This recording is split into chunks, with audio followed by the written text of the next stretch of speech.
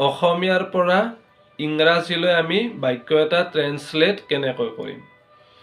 এতিয়া এই ট্ৰেন্সলেশ্যনৰ প্ৰেক্টিচৰ কাৰণে আমি যিকোনো ধৰণৰে বাক্য ল'ব পাৰোঁ, যিকোনো ল'ব পাৰোঁ।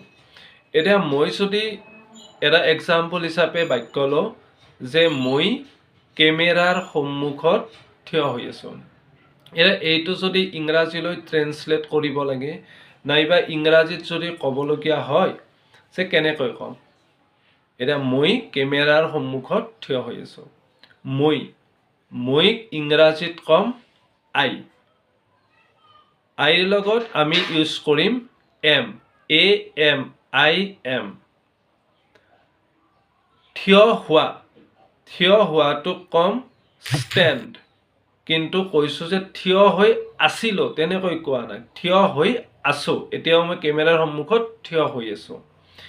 এই যে কামটো চলি আছে থিয় হৈ থকা, এইটো বুজাবৰ কাৰণে এটা ING ব্যৱহাৰ কৰিম, ING।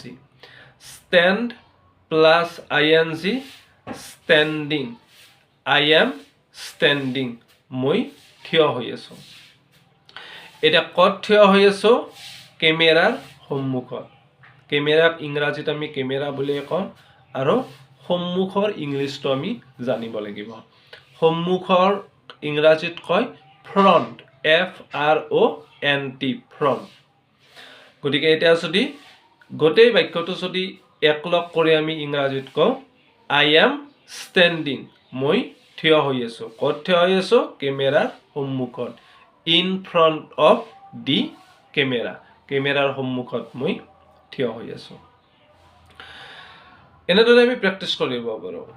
অইন এটা যদি আমি প্ৰেক্টিচৰ কাৰণে যদি বাক্য লওঁ, আমি যিকোনো বাক্য ল'ব পাৰোঁ। বৰ্ডখন মোৰ পিছফালে আছে। এতিয়া এইটো যদি আমি প্ৰেক্টিচ কৰোঁ, বৰ্ডখনক ক'ম দি বৰ্ড।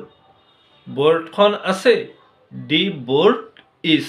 ক'ত আছে? মোৰ পিছফালে। মোৰৰ কাৰণে মি আৰু পিছফালক আমি ইংৰাজীত ক'ম বিহাইণ্ড। এটা ইংৰাজীত ৱৰ্ড আছে বিহাইণ্ড, যাৰ মানে এছামিজ মিনিংটো হয় পিছফালে। গতিকে আমি গোটেই যদি বাক্যটো একলগ কৰি কওঁ তেতিয়া হ'ব দি বৰ্ড ইজ বিহাইণ্ড মি।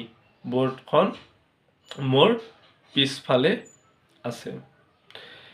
গতিকে আৰু এনেকুৱা আমি বিভিন্ন ধৰণে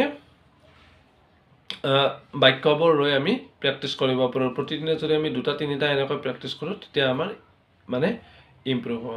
গতিকে আৰু যদি আমি এক্সাম্পলৰ কাৰণে লওঁ যে ছাপ'জ এতিয়া মই যেতিয়া ভিডিঅ'টো ৰেকৰ্ড কৰি আছোঁ, যে বা এইটোকে যদি আমি কওঁ যে মই ভিডিঅ'টো ৰেকৰ্ড কৰি আছোঁ। ইংৰাজী ট্ৰেন্সলেট কৰাৰ কাৰণে